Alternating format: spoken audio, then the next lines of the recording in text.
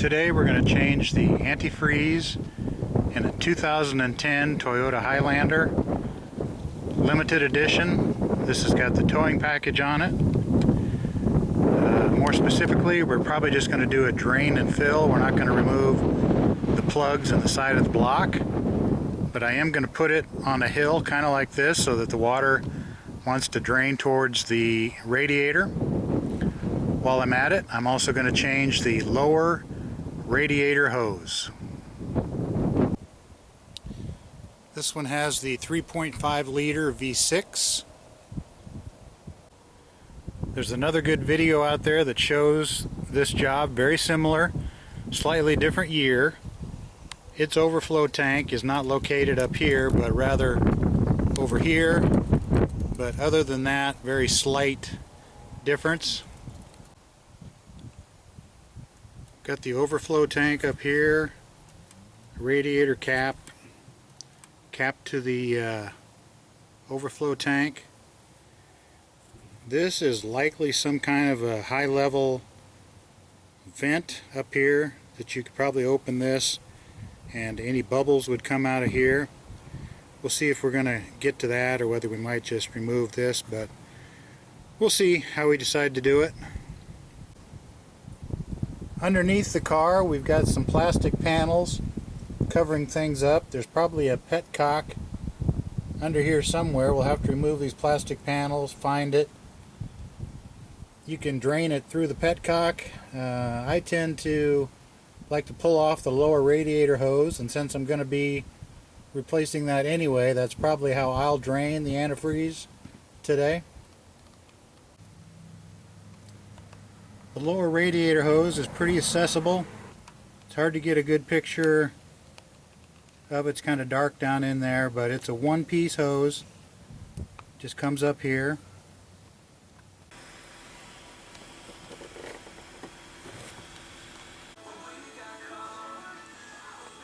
Well, so much for the tilting downhill thing, but it'll work fine.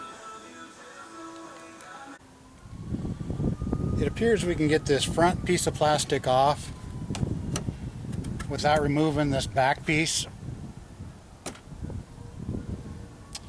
So there's, maybe a Phillips there, a push pin, some bolts.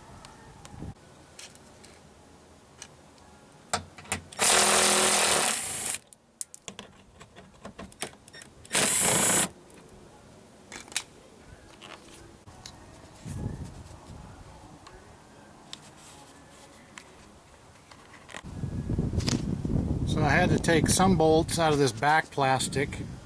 Then once it flopped down, this front one could then pull forward, and then you can get it out of there.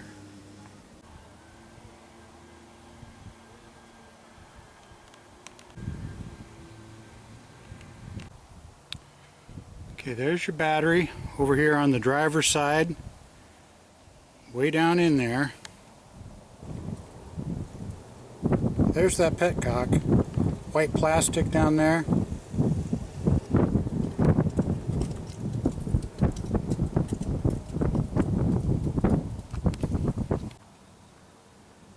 From underneath here, that's where it's going to come out. It's hard to get a picture of. It's hard to get your hand around there with enough strength to get it undone. It's going to come out there. So that's where the tube comes down. The petcock is right above that. Right above up in here. Now there's that lower radiator hose. That's actually where I like to get the fluid out, is from there. You don't have to mess around with the petcock. You don't have to break it. Worried about it being plugged, all that kind of stuff. Yeah, you might get a little messy, but just don't open up anything on the top, and it really won't come out of there that fast if you just slowly work it off of there and be patient. So I'm going to grab my channel locks now, get that clamp off there, work that hose off, start draining this thing. I got that clamp back out of the way. Now I've got a big pair of channel locks. Going to get it around that hose, gently squeeze and try and turn back and forth. Get it broke loose, get it just barely to come off to where it starts leaking, and then I'll get my pans underneath there.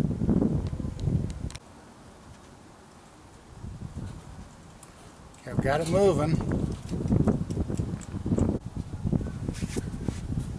Alright, I took the time to set up a light and a tripod because, I want to catch the money shot here. Could be a, a giant gush, get all over my hand. Obviously, you don't want to have your coolant super hot when you do this, but it really shouldn't come out too fast. It shouldn't be too bad. A lot of times, because you've got a closed system, it's going to kind of pull a vacuum after a little bit comes out. So, with that said, let's see what kind of a disaster I can create when I undo this hose here. It's pretty windy out here, so it'll probably splash all over the camera, that kind of stuff, but let's do it.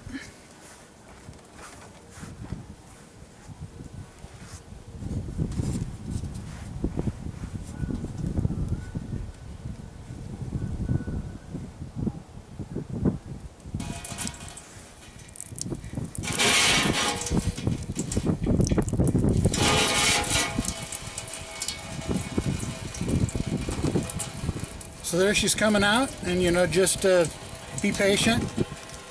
Just let it come out like that for quite some time, and you'll eventually get there. You can probably go a little bit more. Nah, we'll call it good right there.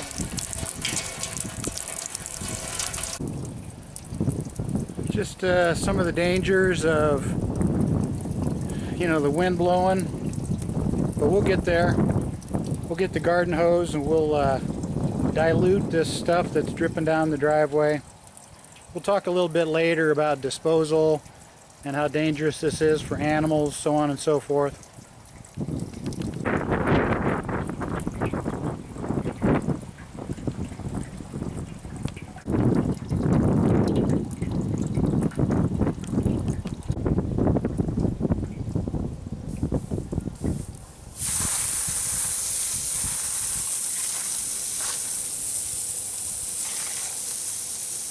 Just dilute down a little bit that's going down the driveway.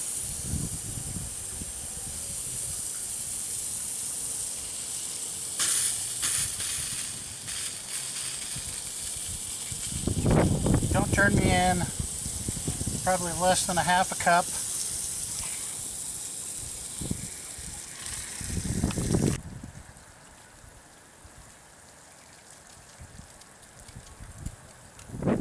Just keep in mind, what do you think happens when there's a car accident and a couple of radiators get popped open?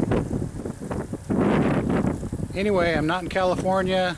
This is not hazardous waste, but you don't want to pour it down the driveway into the storm.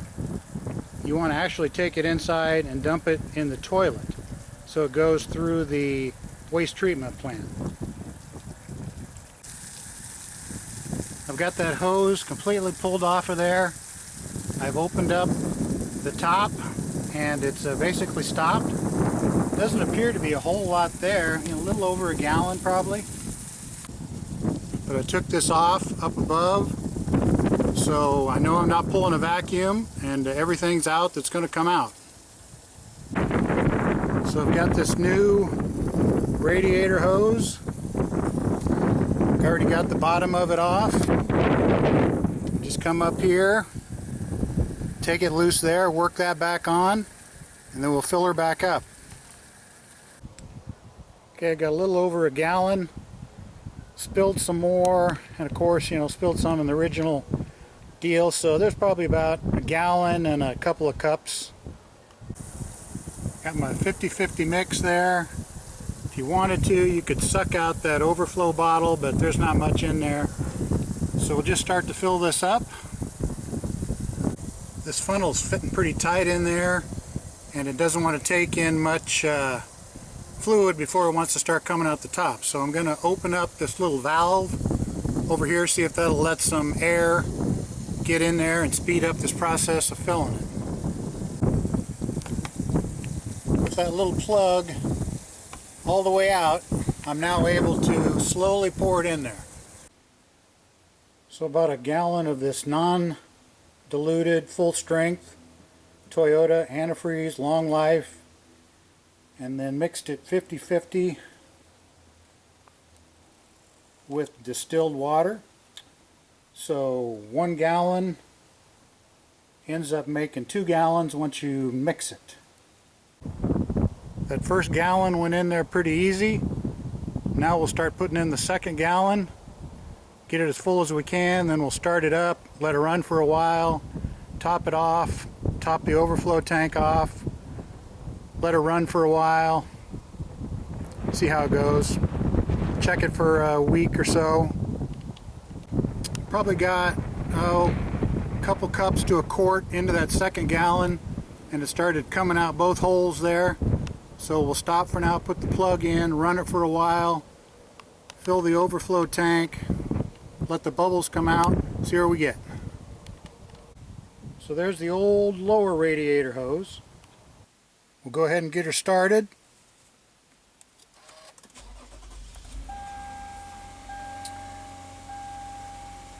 We'll eventually turn the heater on high, let it get up to normal operating temperature, the thermostat will get open, it'll start circulating around the full system, let it run for a while, recheck the levels, should be done.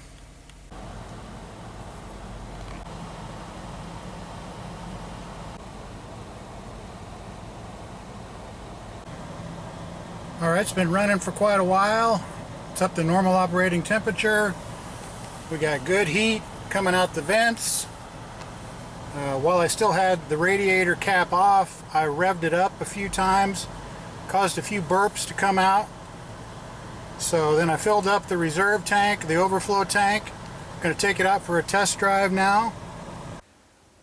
So the capacity of this car is stated at 2.5 gallons. But that would include what's in the heater hoses. I think it's got rear heat, so there's probably some tubes going back there. There'll be some in the block. I ended up draining out a little over 1 gallon, and then once I refilled it and filled up the surge tank, I probably added about 1.5 gallons. So that left 1 gallon still, somewhere in the system.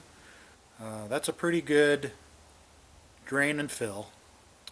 The old stuff looked in pretty good shape. It wasn't full of any kind of debris. There was no gelling, nothing sticking together, no sludge. So, it's good enough. Now I should probably just keep my mouth shut and say properly dispose of the old antifreeze, which is basically ethylene glycol. But here where I live at, it's okay to flush it down the toilet.